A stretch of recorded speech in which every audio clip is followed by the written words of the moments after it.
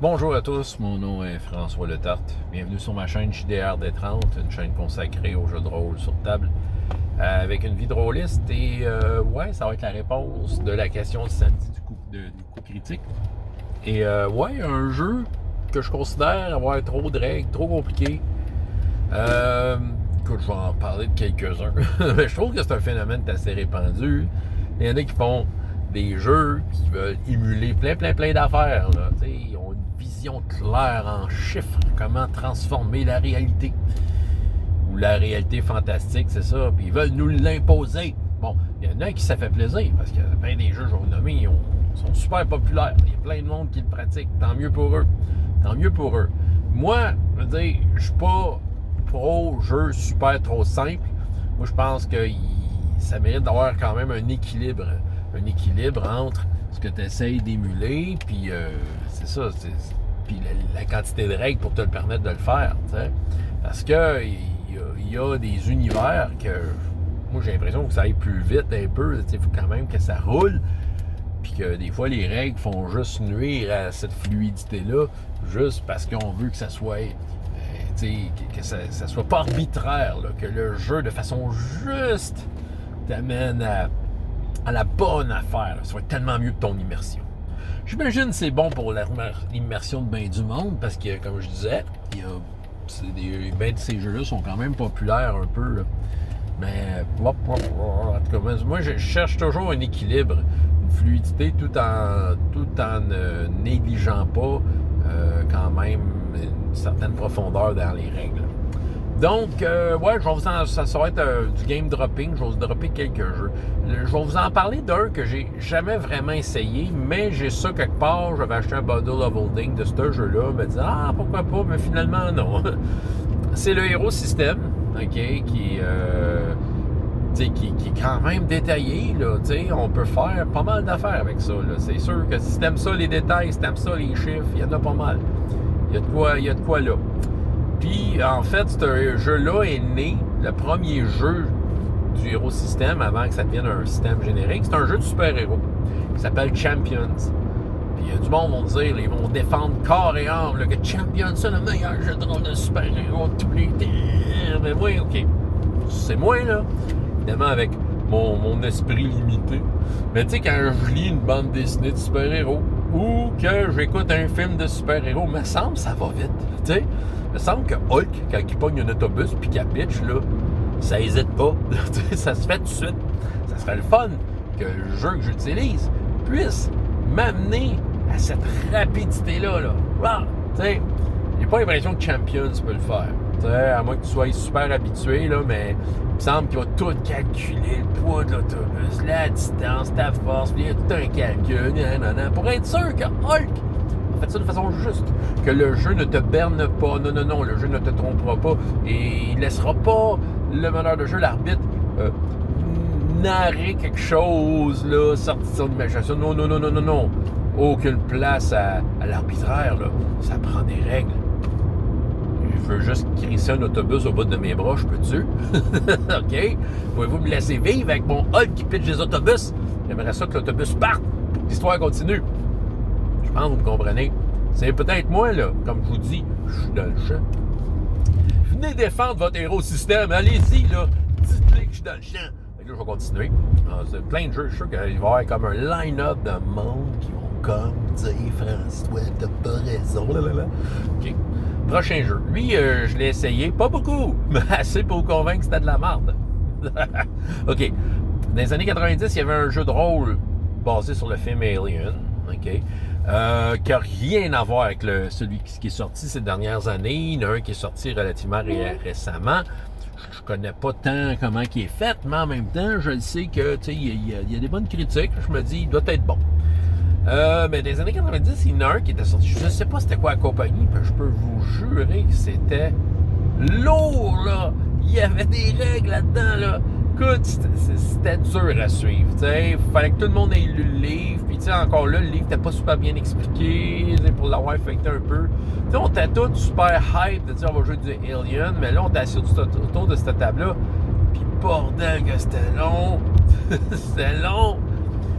La seule chose que je me souviens de ce game-là que j'ai fait, c'est qu'il y avait un méchant dans notre vaisseau, puis il se sauvait, il a pris une capsule. Moi, je dis, garde, on ne le laissera pas partir de même. Je m'en vais dans le canon, puis je le shot. J'avais une ferme intention de le détruire. Fait que là, je fais ma shot, je roule des dés. Puis là, il me semble qu'il s'est roulé des dés, il y a eu des tables de consulter, des calculs de fait. Écoute, ça a pris 15-20 minutes pour que le meneur de jeu me regarde et dise « Ah, tu l'as détruit! » Là, j'ai regardé le meneur de jeu et j'ai dit « Sais-tu qu'à Star Wars D6, je t'aurais réglé ça en 10 secondes, là, cette scène-là? » Tu sais, à qui ça a fait plaisir au juste, là? Tous ces beaux calculs-là. Ah oui, à la personne qui a créé le jeu, qui a mis des règles super compliquées, qui, selon elle, c'est comme ça, c'est la façon juste de le faire. Non, le système, t'as bien amené au bon endroit. Le système a décidé que ton ennemi t'est détruit. Et pas d'arbitraire, pas de narration.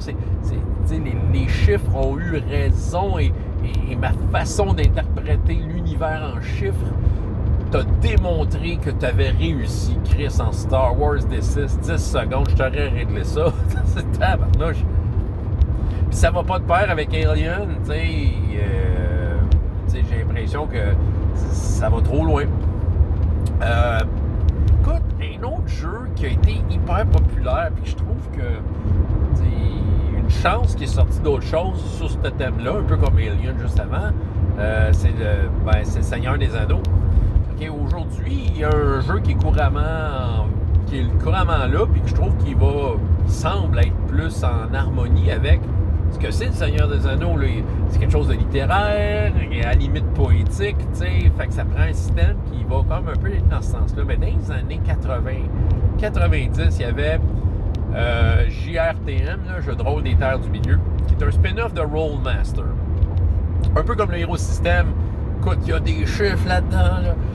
Les tables de critique sont super drôles, ça on pourra le dire, mais il y a vraiment toutes sortes de chiffres, encore une fois, là, une certaine lourdeur pour au cas où. Je suis sûr que le gars qui a créé ça, c'est un gars qui est hyper angoissé, comme le gars qui a créé le Hero System, ils sont super ah non, écoute, si jamais il y a un couteau, là, il y a un coup de couteau qui se donne, il faut être sûr que le coup de couteau, on sache où ce qu'il va, c'est quoi sa vélocité, oui, qu'est-ce qu'il pogne, il pogne tel organe a telle conséquence. Et ils ont fait ça avec le Seigneur des Anneaux. C'est un peu plus simple que Rollmaster, mais ça restait quand même crunchy. J'avais un ami qui tripait chez RTM, il ne jurait que par ça, le meilleur jeu de rôle de tous les temps. Ben montre-moi ça. Écoute, créer un personnage a été super long. C'est un système avec des pourcentages, beaucoup. Puis là, une fois qu'on a mis ça en place, on s'est mis à jouer une game, puis il fallait rentrer dans un trou, dans un arbre. Puis toute la gang, on rentrait là, puis on mourait toutes. Tu sais, puis là, c'est sûr, c'était peut-être ça n'a rien à voir avec la mécanique de jeu, mais c'était peut-être le meneur de jeu qui aurait pu nous aider avec des indices, ou en tout cas. Mais tu sais, sauf que c'était frustrant, parce qu'on mourait après plein de jets de dés, là. Ah, t'es mort. OK. Ça m'a pris 1 heure faire mon bonhomme. Tu sais, c'est comprends-tu? Tu sais, mais là, non, mais le meneur de jeu, il était satisfait, là. Il était en harmonie avec le design du jeu. Ce jeu-là, il est super, là. Il simule. C'est pour ton immersion, ça a l'air. Tu vas être immergé dans le monde du Seigneur des Anneaux quand tu l'as vu. Je ne suis pas immergé pantoute. J'ai même pas eu le temps de rentrer dans un tronc d'arbre magique que mon personnage est mort. Fait que, tu sais, wow, super module, tu sais, puis bon, ça c'est sûr, ça n'a rien à voir avec la mécanique, mais reste que la mécanique, c'était frustrant de voir que je roulais autant de dés pour savoir que j'étais mort. J'aurais réglé ça, au moins, en 10 secondes avec Donjon vieille édition, là, tu sais. C'est mon opinion, là, vous savez, je suis dans le champ. François, il est... OK, ben c'est ça, je vais continuer. Juste pour vous, Rifts, Palladium. Oh non, OK, check bien ça, le line-up de monde, on est des ventes coréennes, Palladium. Il y a des bonnes idées là-dedans. OK, Palladium, Rifts.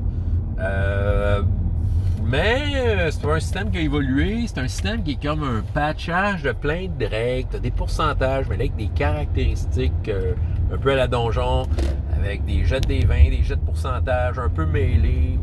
Puis les livres sont pas super bien écrits. Tu sais, c'est ça. Puis pour ce qui est des règles, pour ce qui est de l'univers de jeu, il est meilleur, c'est ça. Mais Palladium, tu sais, je dirais que ceux qui aiment ça, ils se comprennent entre eux autres. Il y a un bouche-oreille qui est là. Ils vont triper à pogner un livre parce que là, il y a l'affaire plus forte que le livre d'avant. C'est vraiment comme c'était vraiment une montée en puissance de livre en livre. Là. Puis, mais écoute, c'est pas fluide pantoute. La dernière fois que j'ai joué à ça, là, on s'enfargeait dans toutes les règles. Tu sais, tu te montres des bonhommes avec des guns qui ont l'air d'avoir de l'action puis que ça pète partout. Première affaire que tu sais, c'est que là, t'as un jet de ci, t'as un jet de ça à faire, tu faut vérifier 3-4 affaires, tout ça. C'est ça qui arrive. Je veux dire, Rifts a maintenant une version Savage Worlds. Je jouerai jamais à Rifts, mais tu sais, si j'aurais à jouer à Rifts, vraiment, j'irais avec la version Savage Worlds. Au moins, tu sais, la mécanique de jeu est mieux dosée pour ce genre d'action-là, ce genre de pétarade-là. Tu sais, c'est ça, il y a quelque chose qui va quand même être plus fluide et plus plaisant pour le joueur autour de la table, c'est ça. Mais encore là, c'est ça, c'est comme un peu de la masturbette de chiffres pour faire plaisir à du monde. Oh, regarde, mon chiffre est plus gros que la tienne. Ah! C'est comme la longueur du pépi sur la table, là, tu sais, c'est comme... Comprenez? Tu sais, c'est ça, là, tu sais, je tape fort, là. François, il est pas fin avec Rifts. Mais là, je veux dire... J'essaie juste de regarder ça de l'extérieur, le point de vue extérieur, là, puis bordel qu'on se complique la vie pour rien dans ce jeu-là. Là. Tu veux ton Glitter Boy, là, qui fait de l'action, qui revole, fait des badgettes, tout ça. Ça serait le fun d'avoir un jeu qui te permet de le faire rapidement. Puis qu'il va être quand même juste au final, là, tu sais. Là. Fait que Rifts, Palladium. Où est-ce que je pourrais vous amener? Ah, un jeu qui est pas compliqué, en fait, mais je comprends pas pourquoi ils l'ont fait de même. Parce qu'il complexifiait par rapport à une idée de base qui était simple. Un jeu dont je parle quand même en bien, mais plus pour le setting, c'est Men in Black, version D6. Quand c'est sorti, je tripais le West End Games. Ah oui, ils sortent un nouveau jeu avec le système D6. J'étais déjà dans Star Wars D6. Un jeu de rôle de Star Wars qui est bien équilibré. Il y a juste assez de crunch pour simuler la spontanéité, à quel point ça va vite Star Wars. Je me suis dit, ah oui, Men in Black. J'ai hâte de voir qu'est-ce qu'ils ont fait avec ça. C'est une comédie de science-fiction. C'est supposé être super léger, là. Mais, tu sais, dans Star Wars, t'as 6 attributs de base, mais dans Men in Black, je pense que t'en as 10. Ils ont rajouté des attributs pour détailler quoi au jeu? C'est une histoire, c'est léger, là. C'est une comédie. Il y a plus de skills, il y a plus de des petites affaires. Il y a des bonnes idées, par contre, dans Men in Black, que j'utilise quand même beaucoup, mais dans D6 en général, mais en tant que tel, je ne sais pas à quoi les concepteurs pensaient, à quel point ils étaient anxieux de vouloir bien simuler l'univers de Men in Black quand que tu y ailles plus en général, c'est une comédie, tu sais, c'est quelque chose de drôle. En tout cas, ben c'est ça. Ils ont complexifié pour rien. Et je vous dirais que c'était un petit peu un point de non-retour, à mon avis, pour West End Games, le système D6, qui allait bien pendant la première édition de Star Wars. La deuxième édition, ils ont rajouté des bonnes affaires, mais ils ont rajouté justement de la complexité qui ne servait à rien à Star Wars. Puis ils ont comme été dans ce sens-là pour tout ce qui ont sorti après. Là. Hey, le jeu de DC, là, D6, wesh! C'était le système D6, mais ils ont rajouté plein de règles. C'était lourd, c'était difficile à identifier. Hey, le jeu de Hercule et Xena, je pense 12 attributs de base. Hercule et Xena, veut dire, avez-vous déjà vu ça, cette émission-là? C'est comme, c'est une comédie. Si vous n'avez jamais vu ça, là, il y a une bataille dans une taverne, là, puis Iolas, je pense que c'est l'ami d'Hercule, il se bat, puis pour se défendre, il prend comme la bouffe qu'il y a, ses tables, contre un gars qui a une épée, fait que là, le gars avec l'épée, il coupe la bouffe à mesure, puis là, t'as comme des shots de caméra qui montent une assiette dans laquelle se monte une sandwich avec tout ce que Iolas fait voler par l'épée. As-tu besoin de 12 attributs, simuler ça? Oh non, mais il faut savoir où est-ce que le pepperoni tombe, ça serait le fun. Là. On va simuler ça, on va lancer les dés, savoir si le pepperoni tombe dans le bain. T'sais? Pourquoi? Pourquoi? Ça n'a pas marché Hercule et Xena en passant ce jeu-là. Je l'avais acheté et j'ai été extrêmement déçu. J'aimais l'émission, je trouvais ça pas pire. C'était très divertissant. Je me disais, un petit jeu léger, encore plus que Men in Black, système D6, c'est supposé le faire, mais non, ils sont allés comme dans une complexité qui servait à rien. Le jeu, au final, était plus simple que tout ce que je vous ai nommé avant. Mais reste que, si tu compares à Star Wars, qui était juste correct au niveau d'équilibre, ça prenait des jeux qui en avaient moins, là, parce que, tu sais, Star Wars, il y a un petit fond de sérieux à ça, là, tu sais. Fait que, c'est ça. Puis, je dirais Ghostbusters, qui est sorti avant Star Wars, avait plus la bonne vibe, parce que c'était plus simple, tu sais. En tout cas, ouais, là, c'est ça. T'es sur quoi? OK. Écoute, je vais taper sur Donjon 5, là, veut dire comment faire une vidéo de François fâché contre le jeu de rôle sans parler de Donjon 5. C'est complexe pour rien, ce jeu-là. Il y en a qui vont dire, il est super simple, Donjon 5. Ouais, mais tu t'intéresses, t'es déjà hype. Tu prends le jeu, t'écris Donjons et Dragons dessus. Ah, je me sens comme un vrai, puis tu le lis, puis tant mieux si tu comprends. Moi, je veux dire, je n'ai fait de jeux de rôle. J'ai fait des jeux de rôle compliqués. J'en ai fait tout plein. Tu sais. Puis j'ai eu de la misère à ce jeu-là, j'ai eu de la misère à le maîtriser. Puis j'ai essayé de l'aimer, là. J'ai été très, très ouvert d'esprit pour Donjon 5. Puis ça l'a pas fait, mais pas pantoute. Non. Parce que je trouve qu'il y a beaucoup de détails qui brisent la spontanéité. Bon, il y en a qui vont dire, ouais, mais c'est donjon, tu peux faire ce que tu veux. Tu peux prendre les règles que tu veux, tu peux tasser les règles que tu veux, c'est toi le meneur de jeu. Tout à fait raison. Sauf que le jeu, il est désigné avec ces règles-là, qui des fois, tu sais, mettons, c'est une action-réaction, c'est une réaction, voyons, c'est un type réaction. Je sais pas, vous comprenez, 5e édition, là, vous comprenez entre vous autres, là. Mais c'est ça, tu pourrais la faire autrement, mais le jeu, il pensait que ça, au lieu que ça soit une action, ça soit plus une réaction, tu sais. OK, puis c'est ça, il y a comme des attentes face aux joueurs que ça soit appliqué de cette façon-là. Fait que, tu sais, oublie ça, la spontanéité. Moi, je vais vous le dire, là, j'avais toujours l'impression d'avoir un balai dans le cul, quand je faisais du 5e édition, parce que je me disais, si je fais ça à ma façon, là, que je vais à ma sauce, je vais enlever des affaires que les joueurs, en quelque part, s'attendent de. Mais ils s'attendent que ça soit magique, ces affaires-là, ces complexités-là, et que ça fasse comme aussi plein d'actions que ce que ces couvertures de leurs livres. Mais non, il y a d'autres choses qui ressemblent à Donjon, puis qui vont faire l'image que tu as sur le livre. Mais Donjon, je trouve pas. Tu sais, qu'on se le dise, là, c'est long, c'est plein de règles, c'est plein de détails pour s'ostiner dessus, pour faire des débats de fous sur Internet. Quand que le meneur de jeu peut juste mettre son pied à terre et dire non, c'est de même, ça marche, bien, tu sais, il y a d'autres jeux qui peuvent le faire. Mais c'est ça qui arrive. C'est ça. C'est ça qui arrive. Et ce jeu-là est trop complexe pour le genre de fantasy, puis un peu le genre de légèreté, là aussi, qu'on essaye d'atteindre. C'est du fantasy, c'est drôle, tu peux avoir toutes sortes de races funky, c'est ça. C'est pourquoi aller dans la grosse émulation.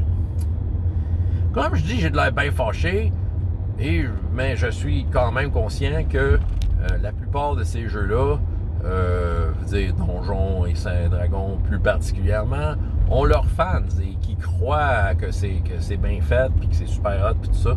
Puis tant mieux. L'important, c'est que ça vous apporte du plaisir. Mais je vous ai donné des jeux que moi, je considère, parmi plein d'autres, que ces règles-là sont pas nécessaires. On n'a pas besoin d'aller à autant de détails près pour émuler des fois quelque chose qui est quand même relativement léger. OK? Moi, c'est ça. Je veux dire, je suis pas là non plus faire la promotion des jeux trop simples. De l'autre côté, quand c'est trop simple, c'est pas mieux à mon avis, là. Ça te prend juste un juste équilibre, OK? Ça te prend quelque chose qui te permet d'arbitrer de façon juste ce qu'il faut, mais que le jeu te permet d'aller rapidement à la suite, tu sais. Parce que quand tu te promènes trop dans les règles, trop de règles, tu sais, à qui tu fais plaisir au jeu? Qui est satisfait? Tu sais, je vous en ai fait des exemples où, tu sais, juste l'affaire d'Alien, comme de quoi que pour une situation, là, pareil, la Star Wars versus le Alien des années 90, j'aurais eu le même résultat en moins de temps, mais il y en a un qui m'aurait été plus satisfaisant. C'est le Star Wars en 10 secondes. Puis il n'y a personne qui m'aurait fait des faces de « Ah, hey, c'est arbitraire. Ah, il n'y a pas assez de règles. Je demande un recomptage des votes. Je redemande un recalcul. Je redemande si ça. » Il n'y a personne. Personne. Mais jamais arrivé. OK. Tu sais, c'est ça. Il y en a qui prennent ces règles-là pensant qu'avec des règles plus simples, ils se feraient tromper, ils se feraient fourrer. Mais non, non, je vais te faire ça avec des règles plus simples, puis tu vas embarquer, tu vas accepter les résultats de dés, au lieu que ça t'ait pris consulter 3 tableaux puis 8 jets de dés. En 2 jets de dés, je t'ai réglé ça, on passe à la suite, puis tu vas accepter, puis tu vas rouler avec, puis ça va inscrire dans ta tête des souvenirs, tu vas l'avoir vu péter le vaisseau. Tu n'as pas besoin de raconter rien. C'était assez long, mais que voulez-vous, c'est inspirant tout ça. Hein? François Letard, JDR des 30, et jusqu'à la prochaine fois, il y a autant de plaisir dans la vie que dans les jeux. Au revoir.